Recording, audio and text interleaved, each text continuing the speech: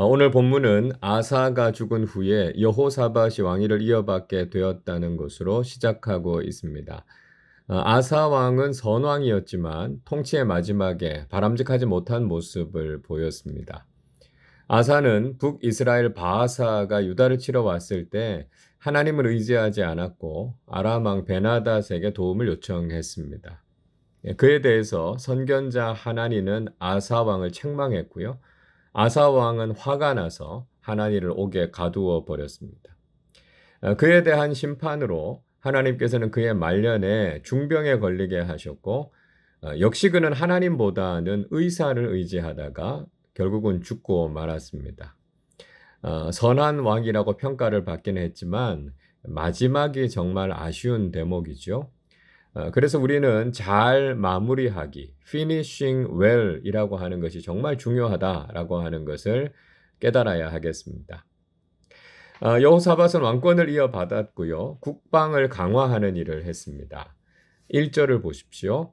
아사의 아들 여호사밧이 대신하여 왕이 되어 스스로 강하게 하여 이스라엘을 방어하되 말씀합니다.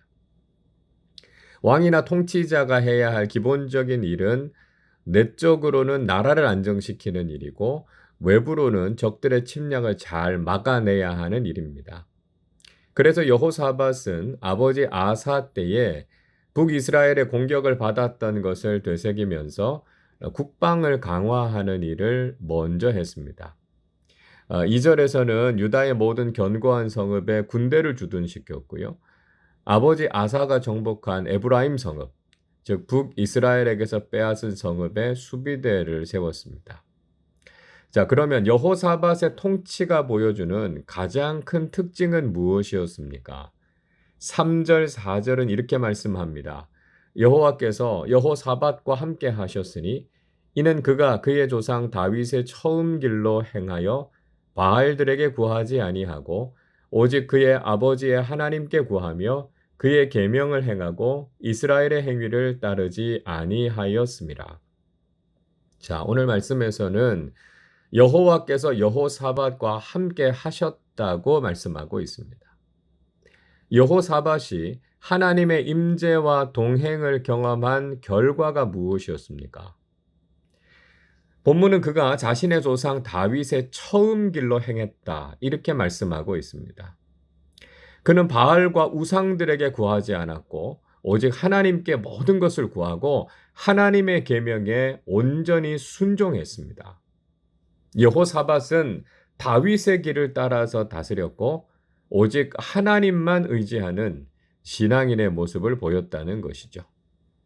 자, 이런 여호사밧의 통치에 대해서 하나님께서 복을 내려주셨습니다. 5절을 보십시오. 그러므로 여호와께서 나라를 그의 손에서 견고하게 하심에 유다 무리가 여호사밧에게 예물을 드렸으므로 그가 부귀와 영광을 크게 떨쳤더라.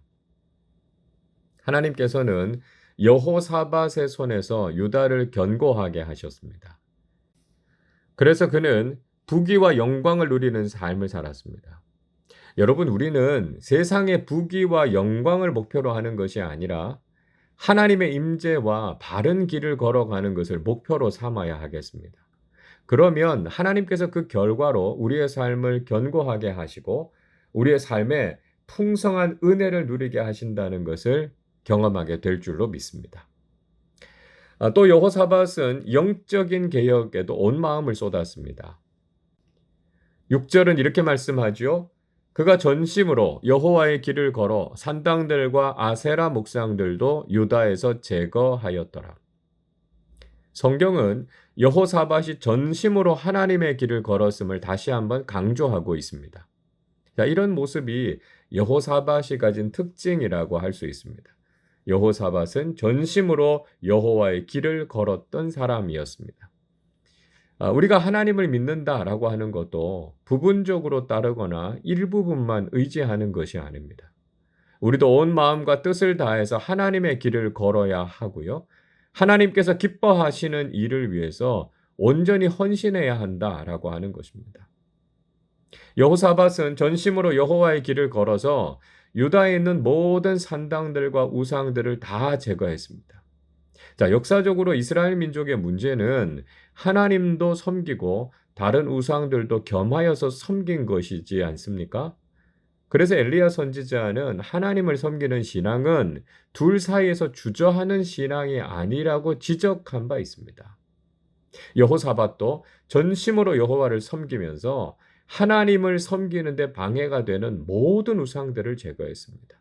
참된 신앙은 오직 하나님만 섬기고 따르는 배타적인 신앙이다라고 하는 것을 기억해야 되는 것이죠. 그리고 여호사밧은 또 하나 중요한 일을 했습니다. 그것은 레위 사람들을 선생으로 세워서 하나님의 율법책을 가르치는 성경 공부를 했다는 것이었습니다. 9절 말씀을 보겠습니다. 그들이 여호와의 율법책을 가지고 유다에서 가르치되 그 모든 유다 성읍들로 두루 다니며 백성들을 가르쳤더라. 진정한 영적 개혁은 말씀으로부터 출발한다는 것을 알아야 합니다. 그래서 여호사밧은 백성들에게 하나님의 말씀을 가르쳤고요. 그 말씀을 바탕으로 해서 유다를 영적으로 건강한 나라로 세울 수 있었습니다.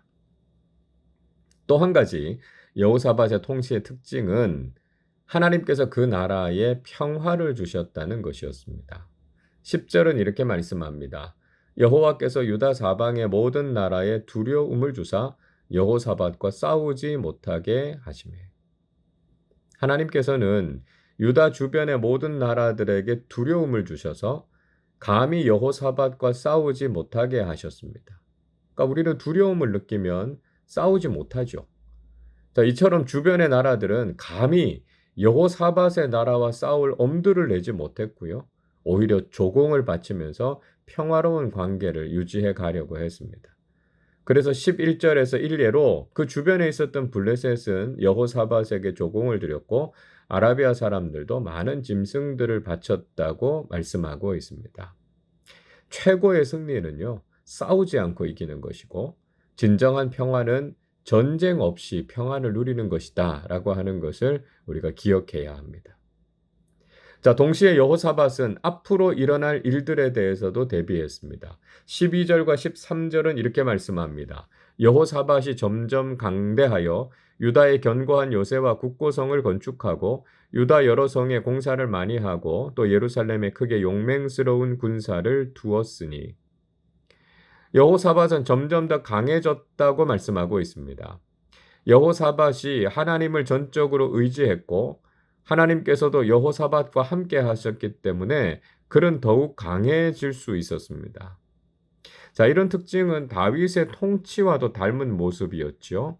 사무엘하 5장 10절에서 이렇게 말씀합니다. 만군의 하나님 여호와께서 함께 계시니 다윗이 점점 강성하여 가니라. 자, 다윗도 하나님께서 그와 함께 하셨을 때 점점 강성해져 갔습니다. 우리는 다윗처럼 여호사밧처럼 하나님께서 함께 하심으로 더욱 강해지는 그리스도인들과 공동체가 되어야 하겠습니다. 여호사밧은 자신이 강해져 가고 있다고 해서 교만에 빠지지 않았습니다. 오히려 혹시 일어날 공격에 대비하는 일들을 했습니다. 그래서 견고한 요새와 국고성을 건축했고요. 여러 성들을 수리했을 뿐만 아니라 군대를 양성하는 일을 했습니다. 여호사밧은 하나님을 전적으로 의지하면서도 자신이 해야 할 일에 대해서 게을리하지 않았습니다. 자, 그래서 14절부터 19절까지는 여호사밧의 군대 지휘관들에 대해서 소개하고 있습니다. 유다의 지휘관으로는 18만 명을 거느린 아드나, 28만 명을 거느린 여호하나, 그리고 20만 명의 군대를 거느린 아마시아가 있었습니다. 그리고 베냐민 지파에 속한 지휘관으로는 20만 명을 거느린 엘리아다와 18만 명을 거느린 여호사밧 등이 있었습니다. 이 지휘관들과 군대들은 주로 왕궁 주변을 지켰던 군사들이었고요. 이들 이외에도 유다의 다른 성읍에도 군대가 있었다라고 하는 것을 말씀하고 있습니다. 여호사밧은 유다 왕국을 지키기 위해서 자신이 해야 할 모든 노력에도 열심을 다했다라고 하는 것을 알 수 있습니다. 여러분, 우리는 오늘 여호사밧의 신앙과 통치를 통해서 하나님을 경외하는 사람들이 어떤 자세와 모습으로 살아가야 할 것인지를 깨닫게 됩니다. 여호사밧은 무엇보다 전심으로 하나님을 섬기는 사람이었습니다. 여호사밧은 세상의 다른 무엇을 의지하지 않았고 오직 온 마음을 다해서 하나님만을 따랐던 사람이었습니다. 우리도 하나님을 믿는다고 고백하면서 정말 전심으로 하나님의 길을 걸어가고 있는지를 확인해야 하겠습니다.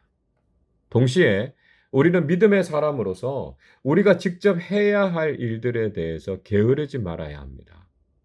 하나님께서 하실 일은 하나님께서 하시겠지만 우리에게 맡겨주신 일에 대해서는 우리가 최선을 다해야 합니다.